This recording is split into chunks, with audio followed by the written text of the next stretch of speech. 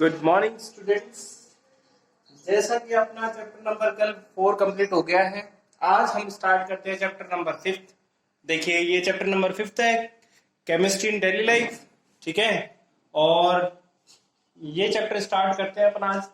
तो आप देख रहे हैं कि यहाँ मैंने सबसे पहले लिखा है इंट्रोडक्शन, और इंट्रोडक्शन में कोई भी डिस्क्रिप्शन आप लोगों को नहीं दिया है।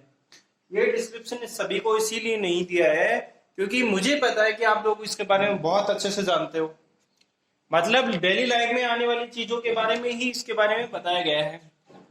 तो मैं आपको बताता हूं कि अगर हम सबसे पहले एग्जांपल ले तो नमक का एग्जांपल लेते हैं।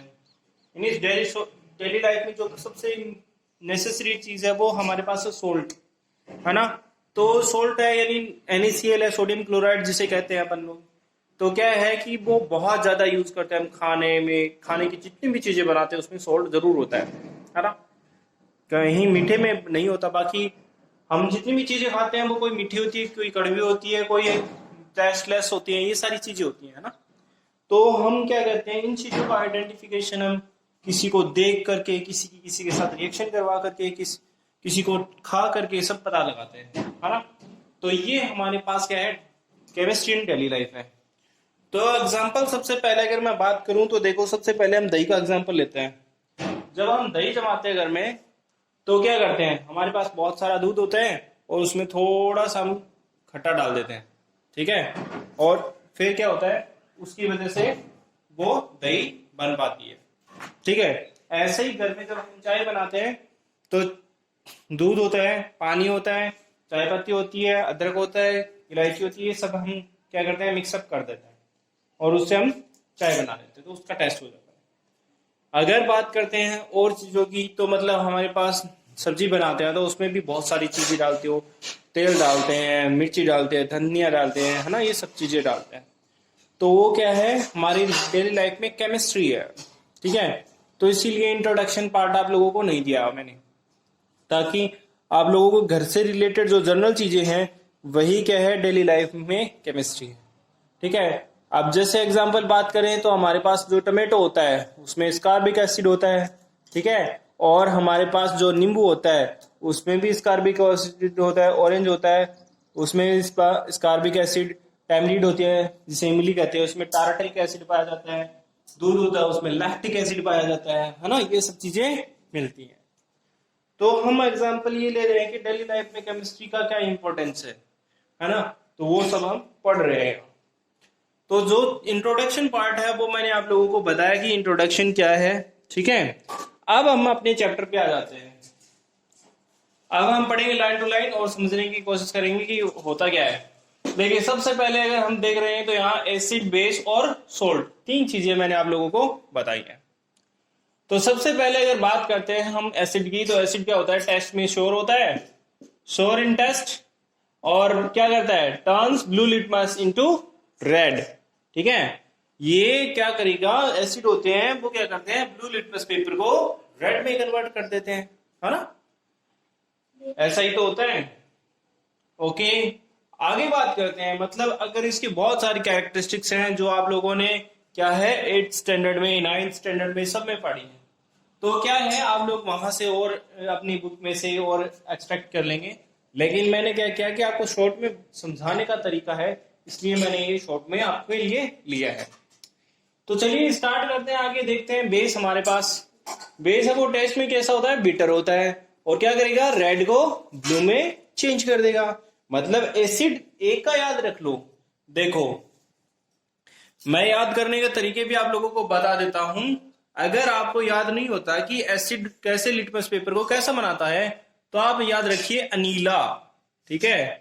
अनीला, अनीला मतलब अनीला में ए है वो एसिड को रिप्रेजेंट करेगा, नी है वो किसी को करेगा, ब्लू को, और ला है वो किसको प्रेजेंट करेगा, रेड को, ठीक है। तो अनीला जो हमने बताया, ठीक है, वो याद रखेंगे तो आपको क्या याद हो जाएगा, एसिड की जो एक प्रॉपर्टीज है वो याद हो जाएगी। अगर हम बात करेंगे बेस की, तो मुझे याद है कि मैं इसका एक छोटा सा और फॉर्मूला बताता हूं, बल्ब, ठीक है।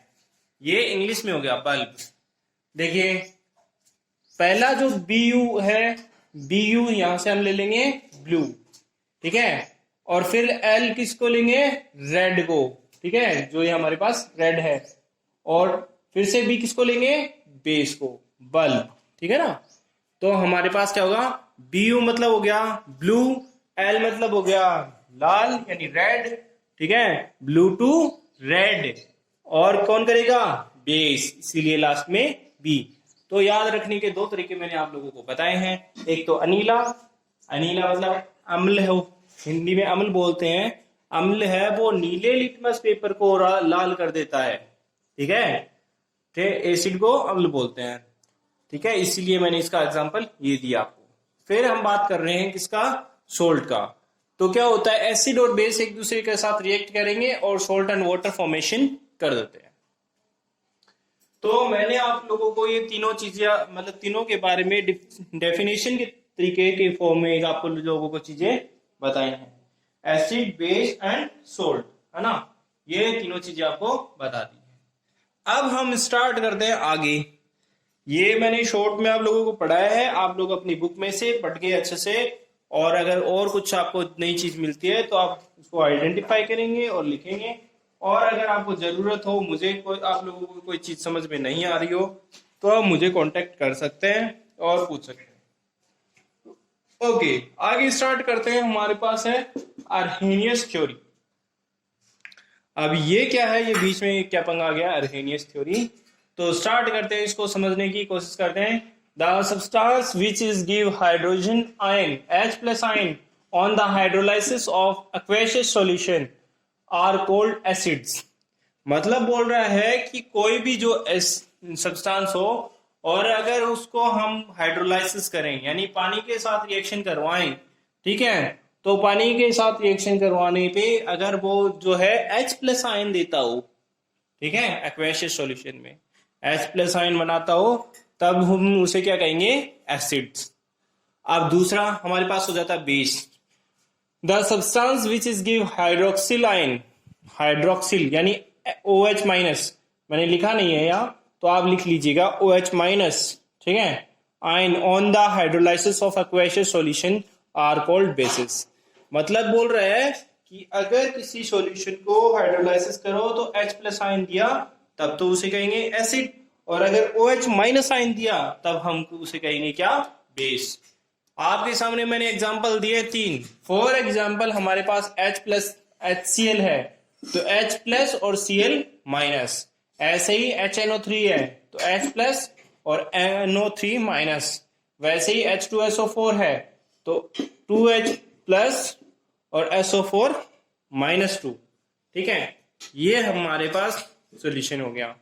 तो आप लोगों को पता चल रहा है कि यहाँ -2 क्यों है, इन सब पे -1 और इस पे -2 क्यों, क्योंकि यहाँ हाइड्रोजन भी 2 है, तो 2 प्लस के हो गए तो 2 माइनस के भी होने चाहिए, तो इक्वल होता है, मतलब न्यूट्रल होता है कोई भी कंपाउंड बनाते हैं तो। अब हमारे पास आ जाता है आगे, आगे बात करते हैं तो स्ट्रॉन्ग एसिड आ जाता है। देखिए ये बहुत इंपॉर्टेंट डेफिनेशंस मैं आप लोगों को देता हूं, ये आप लोगों को पता होना चाहिए और याद भी करनी है। Strong acid, some acids are completely ionized in aqueous solution. मतलब क्या हो, कंप्लीटली किसी चीज के अंदर घुल करके अपने आयन में डिसोसिएट हो जाए, उसे क्या कहेंगे हम, उसे कहेंगे स्ट्रॉन्ग एसिड।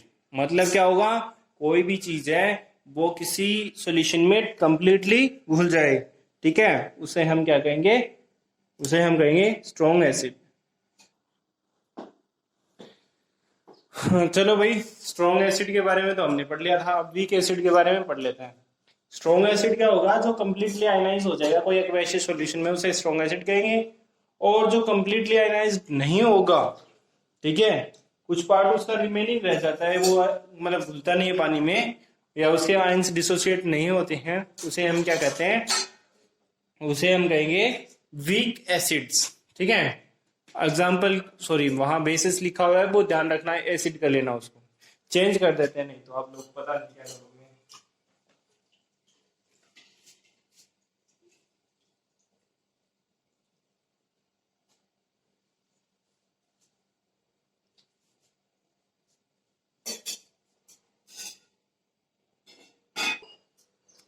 तो ये हमारे पास वीक एसिड और स्ट्रॉन्ग एसिड रहा। हमने अभी तक जो चीजें पढ़ी हैं वो आपको इंट्रोडक्शन बताया है, एसिड बेस और सॉल्ट में डिफरेंस बताया है, अर्हेनियस थ्योरी बताई है। सिर्फ अर्हेनियस में अभी मैंने आपको एग्जांपल सिर्फ किसके दिए हैं, एसिड के दिए हैं। बेस के मैं आगे एग्जांपल देने वाला हूँ। स्ट्रॉन्ग बेस और स्ट्रॉन्ग बेस और वीक बेस भी मैं बताने वाला हूँ। तो आगे स्टार्ट करते हैं, हम देखते हैं कि आगे क्या था हमारे पास। तो चलिए देखते हैं आगे कौन क्या है। चलिए आगे देखते हैं। आगे हमारे पास आता है मतलब पीछे पीछे हमने देखा कि बेस के एग्जांपल देखे थे, एसिड के एग्जांपल देखे थे। अब हम बेस के एग्जांपल देख लेते हैं। यहाँ KOH पोटेशियम हाइड्रोक्साइड है, सोडियम हाइड्रोक्साइड और कैल्शियम हाइड्रोक्साइड, तीन हमारे पास बेसिस है।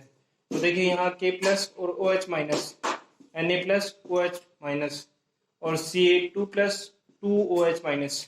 ठीक है, ये हमारे पास जो है सारे बेसिस है। यानी जो OH आयन देता हो, यानी एक्वस सॉल्यूशन में OH आयन देता हो, तब तो हम उसे क्या कहेंगे, बेसिस। और H प्लस आयन देता हो उसे कहेंगे एसिड। ठीक है, अब हमने पीछे पढ़ा था स्ट्रॉन्ग एसिड और वीक एसिड। अब हमारे पास स्ट्रॉन्ग बेस और वीक बेस है। तो देखिए दोनों की डेफिनेशन सेम है। Those bases which is completely ionized in the aqueous solution is known as the strong bases. For example, sodium hydroxide, potassium hydroxide और sodium hydroxide. ठीक है, weak bases वो bases जो क्या completely क्या हो जाए, completely ionized नहीं होते हैं, उन्हें हम क्या कहते हैं, weak bases कहते हैं। जैसे एग्जांपल हमारे पास अमोनियम हाइड्रोक्साइड और मैग्नीशियम हाइड्रोक्साइड, ये दो एग्जांपल हमारे पास weak bases के हैं। तो आप लोगों को पता चला कि स्ट्रॉन्ग बेस और स्ट्रॉन्ग एसिड कौन कौन होते हैं, वीक बेस और वीक एसिड कौन कौन से होते हैं। तो ये सब चीजें मैंने आपको बताई है। फिर according to Arrhenius on a reaction of acid and base, मतलब H प्लस आयन और OH माइनस आयन दो है, दोनों कंबाइन होंगे to form water. This reaction is known as the neutralisation reaction, है ना। और ये रिएक्शन क्या होगी, हीट लिबरेट करेगी, इसलिए इसे एक्सोथर्मिक रिएक्शन भी कहते हैं। देखिए H plus OH minus is equal to H2O। ठीक है, ये हमारे पास क्या है, एक्सोथर्मिक रिएक्शन है। और ये हमारे पास अर्हेनियस का कॉन्सेप्ट खत्म हो गया है। तो आज की अपनी क्लास यहीं तक रहेगी और आप अपने मतलब वीडियो ध्यान से देखते रहिए और साथ साथ में नोट्स लिखते रहिए और मुझे व्हाट्सएप करते रहिए। चलिए, good bye everyone, have a nice day.